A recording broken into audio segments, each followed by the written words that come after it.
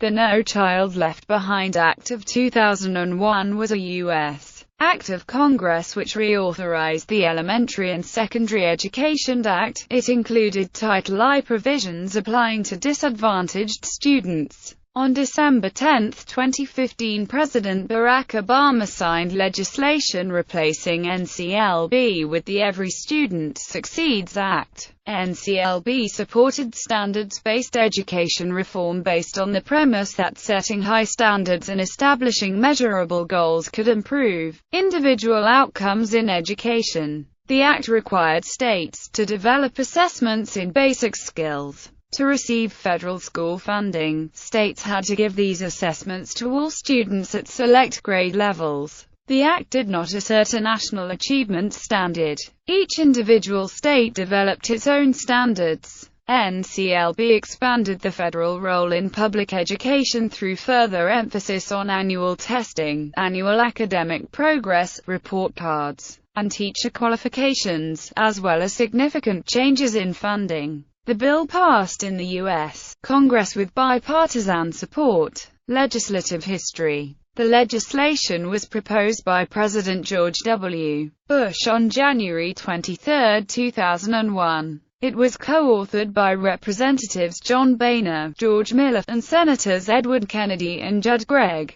The United States House of Representatives passed the bill on May 23, 2001, and the United States Senate passed it on June 14, 2001. President Bush signed it into law on January 8, 2002. Provisions of the Act. No Child Left Behind requires all public schools receiving federal funding to administer a statewide standardized test annually to all students. Schools that receive Title I funding through the Elementary and Secondary Education Act of 1965 must make adequate yearly progress in test scores. If the school's results are repeatedly poor, then steps are taken to improve the school. Schools that miss AYP for a second consecutive year are publicly labeled as in need of improvement, and must develop a 2-year improvement plan for the subject that the school is not teaching well. Students have the option to transfer to a better school within the school district, if any exists. Missing AYP in the 3rd year forces the school to offer free tutoring and other supplemental education services to struggling students. If a school misses its AYP target for a 4th consecutive year, the school is labeled as requiring corrective action, which might involve wholesale replacement of staff, introduction of a new curriculum, or extending the amount of time students spend in class.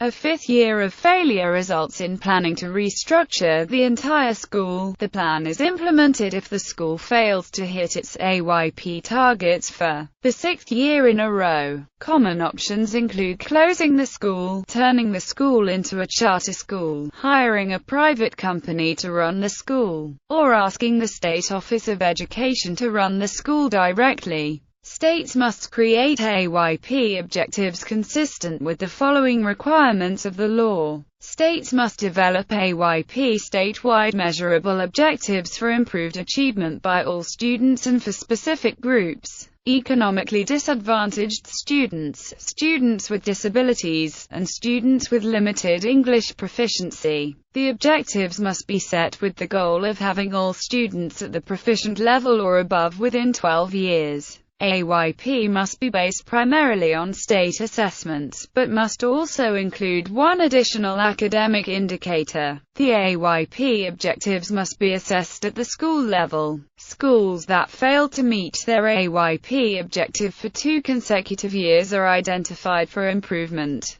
School AYP results must be reported separately for each group of students identified above so that it can be determined whether each student group met the AYP objective. At least 95% of each group must participate in state assessments. States may aggregate up to 3 years of data in making AYP determinations. The Act requires states to provide highly qualified teachers to all students. Each state sets its own standards for what counts as highly qualified. Similarly, the Act requires states to set one high, challenging standard for its students. Each state decides for itself what counts as one high, challenging standard, but the curriculum standards must be applied to all students, rather than having different standards for students in different cities or other parts of the state. The Act also requires schools to let military recruiters have students' contact information and other access to the student, if the school provides that information to universities or employers, unless the students opt out of giving military recruiters access.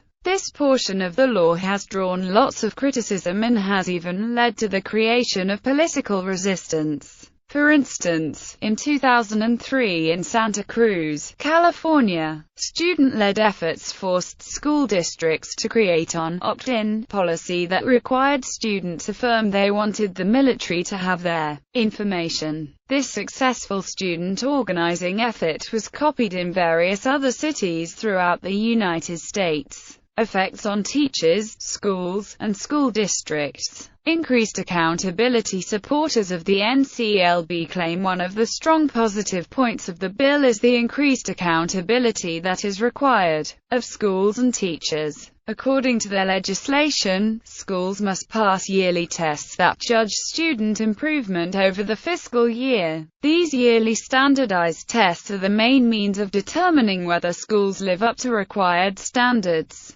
If required improvements are not made, the schools face decreased funding and other punishments that contribute to the increased accountability. According to supporters, these goals help teachers and schools realize the significance and importance of the educational system and how it affects the nation. Opponents of this law say that the punishments only hurt the schools and do not contribute to the improvement of student education. In addition to and in support of the above points, proponents claim that No Child Left Behind links state academic content standards with student outcomes, measures student performance, provides information for parents by requiring states and school districts to give parents detailed report cards on schools and districts explaining the school's AYP performance. Schools must inform parents where their child is taught by a teacher or paraprofessional who does not meet highly qualified requirements. Establishes the foundation for schools and school districts to significantly enhance parental involvement and improved administration through the use of the assessment data to drive decisions on instruction, curriculum and business practices. The Commonwealth of Pennsylvania has proposed tying teachers' salaries to test scores. If a district's students do poorly, the state cuts the district's budget the following year and the teachers get a pay cut. Critics point out that if a school does poorly, reducing its budget and cutting teacher salaries will likely hamper the school's ability to improve. School choice gives options to students enrolled in schools failing to meet AYP. If a school fails to meet AYP targets 2 or more years running, the school must offer eligible children the chance to transfer to higher-performing local schools, receive free tutoring, or attend after-school programs. Gives school districts the opportunity to demonstrate proficiency, even for subgroups that do not meet state minimum achievement standards, through a process called Safe Harbor, a precursor to growth-based or value-added assessments. Narrow definition of research. The Act requires schools to rely on scientifically based research for programs and teaching methods.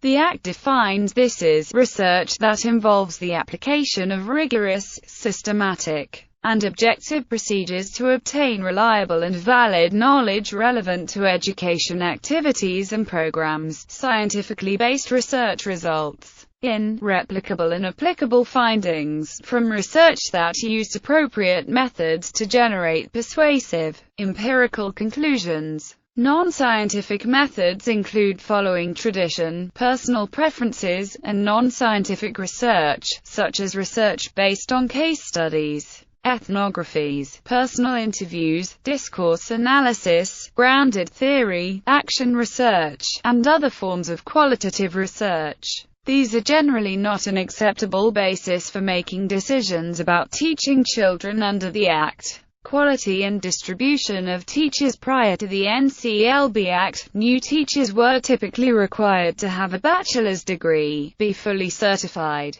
and demonstrate subject matter knowledge, generally through tests. It is generally accepted that teacher knowledge has two components, namely specific subject matter knowledge such as mathematics and pedagogical knowledge, that is, knowledge directing at how students learn. Both types of knowledge as well as experience in guided student teaching help form the qualities needed by effective teachers. Under NCLB, existing teachers, including those with tenure, were also supposed to meet standards. They could meet the same requirements set for new teachers, or could meet a state-determined, higher, objective, uniform state standard of evaluation, aka HOUSSE. Downfall to the quality requirements of the NCLB legislation have received little research attention, in part because state rules require few changes from pre-existing practice. There is also little evidence that the rules have altered trends in observable teacher traits. For years, American educators have been struggling to identify those teacher traits that are important contributors to student achievement. Unfortunately, there is no consensus on what traits are most important, and most education policy experts agree that further research is required. Effects on student assessment. Several analyses of state accountability systems that were in place before NCLB indicate that outcomes accountability led to faster growth in achievement for the states that introduced such systems. The direct analysis of state test scores before and after enactment of NCLB also supports its positive impact. A primary criticism asserts that NCLB reduces effective instruction and student learning by causing states to lower achievement goals and motivate teachers to teach to the test. A primary supportive claim asserts that systematic testing provides data that shed light on which schools don't teach basic skills effectively, so that interventions can be made to improve outcomes for all students while reducing the achievement gap for disadvantaged and disabled students. Improved test scores. The Department of Education points to the National Assessment of Educational Progress results, released in July 2005, showing improved student achievement in reading and math. More progress was made by 9-year-olds in reading in the last 5 years than in the previous 28 years combined. America's 9-year-olds posted the best scores in reading and math in the history of the report. America's 13-year-olds earned the highest math scores the test ever recorded. Reading and math scores for Black and Hispanic 9-year-olds reached an all-time high. Achievement gaps in reading and math between white and Black 9-year-olds and between white and Hispanic 9-year-olds are at an all-time low. 43 states and the District of Columbia either improved academically or held steady in all categories. These statistics compare 2005 with 2000, when No Child Left Behind didn't even take effect until 2003. They point out that the increase in scores between 2000 and 2003 was roughly the same as the increase between 2003 and 2005, which calls into question how any increase can be attributed to No Child Left Behind. They also argue that some of the subgroups are cherry-picked, that in other subgroups scores remained the same or fell. Also, the makers of the standardized tests have been blamed for making the tests easier so that it is easier for schools to sufficiently improve. Education researchers Thomas D. and Brian Jacob argue that NCLB showed statistically significant positive impact on students' performance on 4th grade math exams. Smaller and statistically insignificant improvements in 8th grade math exam performance, and no discernible improvement in reading performance. Criticisms of standardized testing. Critics argue that the focus on standardized testing encourages teachers to teach a narrow subset of skills that the school believes increases test performance, rather than achieve in-depth understanding of the overall curriculum. For example, a teacher who knows that all questions on a math test are simple addition problems might not invest any class time on the practical applications of addition, to leave more time for the material the test assesses. This is colloquially referred to as teaching to the test. Teaching to the test has been observed to raise test scores, though not as much as other teaching techniques. Many teachers who practice teaching to the test misinterpret the educational outcomes the tests are designed to measure. On two state tests, New York and Michigan, and the National Assessment of Educational Progress, almost two-thirds of 8th graders missed math word problems that required an application of the Pythagorean theorem to calculate the distance between 2 points. The teachers correctly anticipated the content of the tests,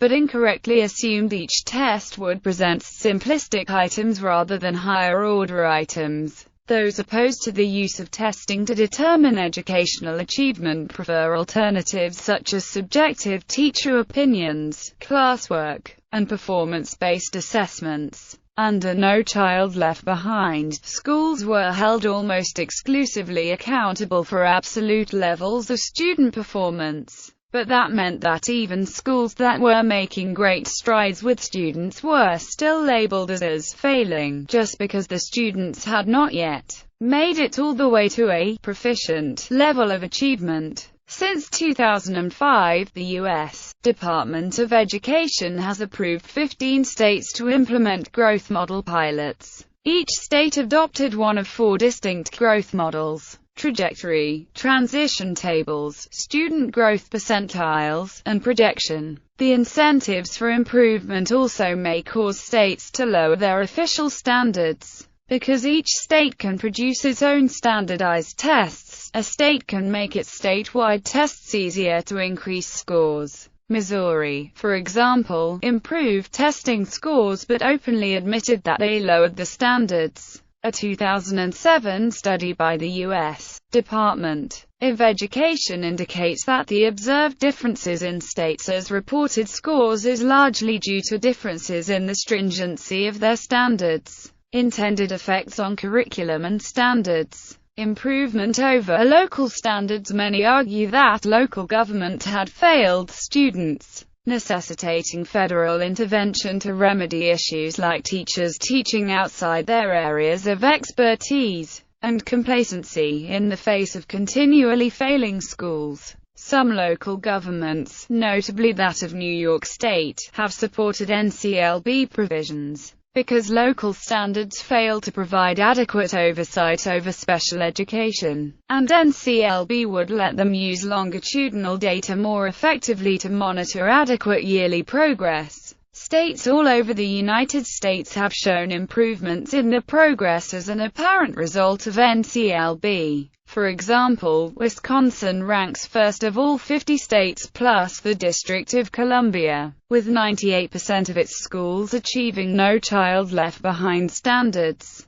Quality of education increases the quality of education by requiring schools to improve their performance. Improves quality of instruction by requiring schools to implement scientifically based research practices in the classroom. Parent involvement programs, and professional development activities for those students that are not encouraged or expected to attend college. Supports early literacy through the Early Reading First initiative. Emphasizes reading, language arts, mathematics and science achievement as core academic subjects. Student performance in other subjects will be measured as a part of overall progress. Effect on arts and electives. NCLB's main focus is on skills in reading, writing and mathematics, which are areas related to economic success. Combined with the budget crises in the late 2000s recession, some schools have cut or eliminated classes and resources for many subject areas that are not part of NCLB's accountability standards. Since 2007, almost 71% of schools have reduced instruction time in subjects such as history, arts, language, and music to provide more time and resources to mathematics and English. In some schools, the classes remain available, but individual students who are not proficient in basic skills are sent to remedial reading or mathematics classes rather than arts, sports, or other optional subjects. According to Paul Reville, the author of Stop Narrowing of the Curriculum by Right-Sizing School Time, teachers are learning that students need more time to excel in the needed subjects. The students need more time to achieve the basic goals that should come by somewhat relevant to a student.